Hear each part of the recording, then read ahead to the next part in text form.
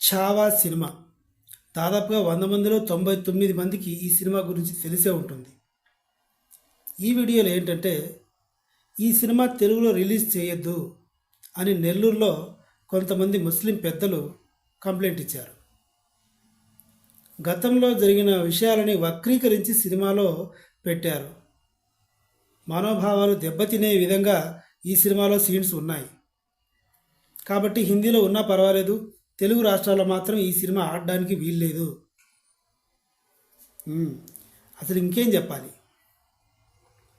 ఛావా అనే సినిమా ఛత్రపతి శివాజీ మహారాజ్ గారి కొడుకు సంభాజీ మహారాజు ముస్లిం రాజులైన అక్బరు, ఔరంగజేబ్తో హిందూ సామ్రాజ్యాన్ని కాపాడడానికి ఎలాంటి బాధలు పడ్డాడు, వాళ్ళతో 9-10 సంవత్సరాలు యుద్ధం చేయడానికి ఎలాంటి ప్లాన్స్ వేసి హిందూ సామ్రాజ్యాన్ని రక్షించాడు అన్నది ఈ సినిమా.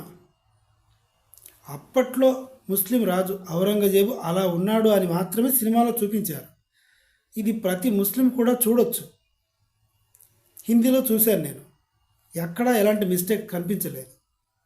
ముస్లిమ్స్ని కించపరిచినట్టుగా ఎక్కడా లేదు. చాలామంది ముస్లిమ్స్ ఈ సినిమా చూసి అప్పట్లో మా రాజులు ఇలా ఉన్నారా, ఇలా ప్రవర్తించారా, అయ్యో అని అనుకున్న వాళ్ళు కూడా ఉన్నారు. కానీ దీంట్లో వక్రీకరించి తీసినట్టుగా మరి ఆ మత పెద్దలకు ఏం కనిపించిందో నాకైతే అర్థం కావట్లేదు. వాళ్ళు అసలు సినిమా చూడకుండానే జస్ట్ ముస్లిం రాజుని 9 సంవత్సరాలు ఓడించాడు, ముస్లిం రాజు హిందూ రాజుకి చర్మం ఒలిచాడు, ఇవన్నీ అబద్ధాలు అని కంప్లైంట్. సో ముస్లిం మత పెద్దలను నేను తప్పు పట్టట్లేదు, కానీ ఆలోచించి నిర్ణయం తీసుకోవాలి. సినిమాని సినిమాగానే చూడాలి.